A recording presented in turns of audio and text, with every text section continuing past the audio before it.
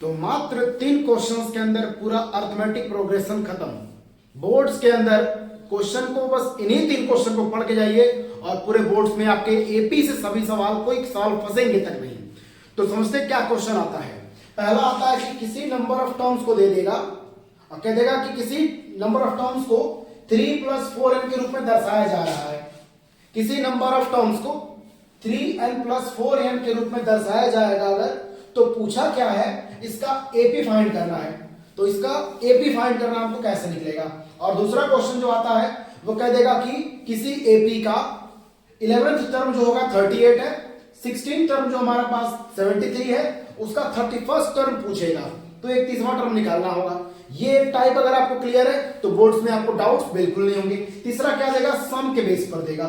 तो कह रहा है कुछ नंबरों का जो सम है, जो कुछ नंबरों का सम होगा वह 3n² + 5n के रूप में है। भले 4 नंबर 5 नंबर अगर है तो उसमें कुछ नंबरों का जो सम है वह 3n² + 5n के रूप में अगर वह नंबर है तो पूछा उसका एपी कितना होगा। तो लगाते हैं पहले क्वेश्चन को, देखते कैसे करना है। अगर मेरे पास दिया है an, इसको इस रूप में लिखा जा सकता है, तो पहले मान लेंगे n का मान 1। फर्स्ट केस हम यूज करेंगे, n का मान 1 मानेंगे तो इक्वेशन में क्या आएगा, a अगर 1 माने तो क्या आ जाएगा 3 + 4 × 1, जो कितना हो जाएगा 4 × 1 = 4 + 3 7, यानी a1 जो हो जाएगा वो कितना हो जाएगा 7। फर्स्ट नंबर निकल गया। और आपको सेकंड नंबर निकालना है। सेकंड नंबर निकालने के लिए जो n का मान होगा वो कितना मानेंगे 2। n का मान 2 हो जाएगा तो a2 कितना निकलेगा हमारे पास, a2 = 3 + 4 × 2, तो 3 + 4 = 8 और 8 3 कितना हो गया 11, यानी a2 कितना निकल गया हमारे पास 11। फर्स्ट नंबर आ गया 7, सेकंड नंबर आ गया 11। अब हमको निकालना है एपी। तो दिख रहा है कि फर्स्ट नंबर अगर मेरे पास 7 है, सेकंड नंबर 11, कितने का अंतर है 7 + 4, कॉमन डिफरेंस कितने का a2 - a1 कर सकते हैं हम लोग, यानी a2 - a1 करेंगे, ये हो जाएगा हमारा कॉमन डिफरेंस, यानी 11 - 7 ये हो जाएगा 4।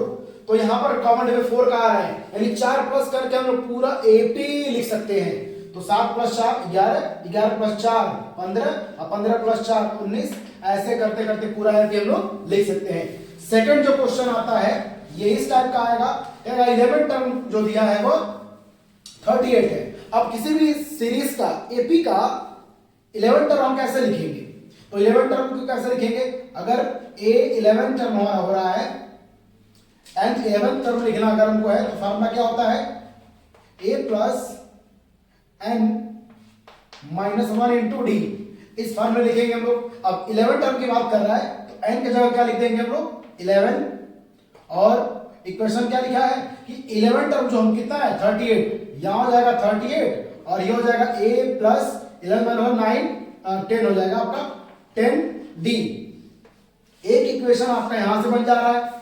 अब सेकेंड टर्म लिखा है 16 टर्म कितना है 73 है, तो 73 को लिख देंगे 73 16 टर्म, यानी a 16 टर्म जो हमारे पास दिया है वो कितना दिया 73। तो 16 टर्म को अगर लिखना हो तो कैसे लिखेंगे, 16 टर्म को लिखना है तो a + n - 1 × d, ये फार्मूला होता है। अच्छा 16 टर्म है तो n की जगह क्या लिख देंगे हम लोग 16, तो कितना हो गया 16 टर्म का मान दिया 73, तो यहां लिख देंगे इसका मान 73 = a + ये हो जाएगा 15d। अब आपको यहां मिल जाएगा सेकंड इक्वेशन, ये आपका हो गया इक्वेशन फर्स्ट और ये हो जाएगा इक्वेशन सेकंड। अब दोनों इक्वेशन सॉल्व कर देंगे तो हम लोग को एक आंसर मिल के हमारे पास आ जाएगा a और d। क्योंकि इसका a b या ये फर्स्ट टर्म फाइंड करने के लिए हम लोग को, तो इसको सॉल्व करते हैं। सॉल्व कर देंगे 38 = फर्स्ट इक्वेशन हमारे पास है a + 10d और सेकंड इक्वेशन दिया है 73 = a + 15d। अगर दोनों इक्वेशन सॉल्व कर दिया जाए, दोनों को माइनस 13 में से कितना बचेगा 5 और यहां पर 3 -35 और यहां पर कट गया। अब 15 में से 10 है कितना बचेगा -5d, माइनस से माइनस कैंसिल, 5 से कटेगा तो 7 आ गया, यानी d = 7 आ जा रहा है, d = 7 आ गया, मान है वो 7 आ गया। ठीक, अब b का मान जब 7 आ गया तो हमको कोई भी टर्म पता करना है, a फाइंड करना है। इस d का मान फर्स्ट में रख देंगे।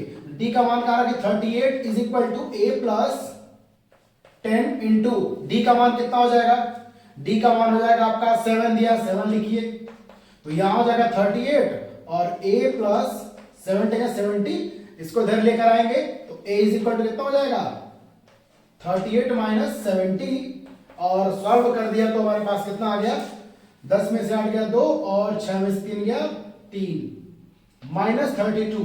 a का मान कितना आ गया 32।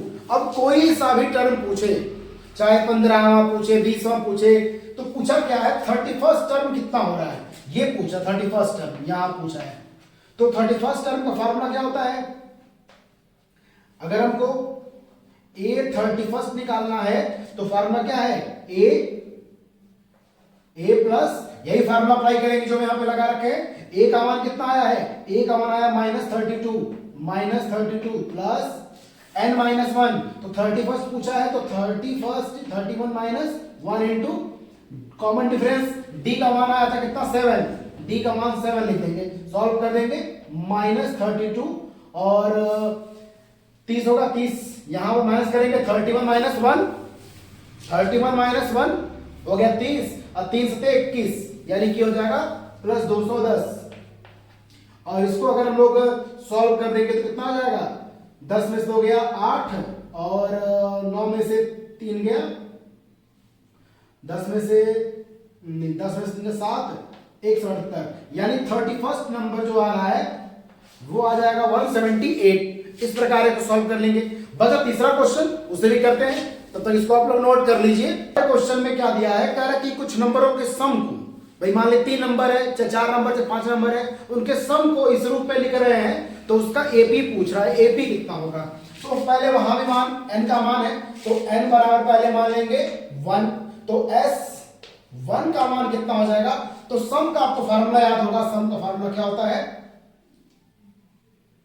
तो उसमें n का मान पर लिख लेंगे हम लोग, कितना आएगा 3 इंटू 1 का स्क्वायर प्लस 5 इंटू 1, सॉल्व करें 1 का स्क्वायर 1 तो 3 प्लस 5 जो कितना आ रहा 8, तो यस 1 का मान कितना आ रहा है 8। अब यहां पर एक बात समझने वाली है, एक ही नंबर है तो उसका सम कहें या उसको फर्स्ट नंबर माने, बात एक ही है, एक ही नंबर है तो सम भी उतना होता है और फर्स्ट नंबर भी उतना आता है, यानी कि जो 8 आ रहा है वही आपका a होता है, वही आपका a बनता है, यानी फर्स्ट नंबर होता है। ठीक है, निकल गया। अब पूछा है n का मान सेकंड रखते हैं, n इज इक्वल टू 2 रखेंगे। अब देखते हैं उसमें कितना आ रहा है, तो इक्वेशन दिया है 3 ब्रैकेट के अंदर 2 स्क्वायर प्लस 5 इंटू 2, 2 दूना 4, 4 से 12 और प्लस 2 पंजे 10, ये हो जाएगा आपका 22, यानी S2 का जो मान दिया है वो कितना दिया है 22 आ रहा है, यानी कोई 2 अंक है उसको जोड़ने में 22 आ रहा है। 2 अंक कौन कौन से हैं, अब शायद फर्स्ट नंबर तो 8 निकल गया, सेकंड नंबर कौन सा होगा, तो सेकंड नंबर निकालने के लिए A2 फाइंड करने के लिए जो सम दिया हुआ है, सम में से फर्स्ट नंबर को माइनस कर देंगे, यानी जो S1 था उसको माइनस कर देंगे तो यहां पर निकल जाएगा, S1 को माइनस किए तो सेकंड नंबर निकल जाएगा हमारे पास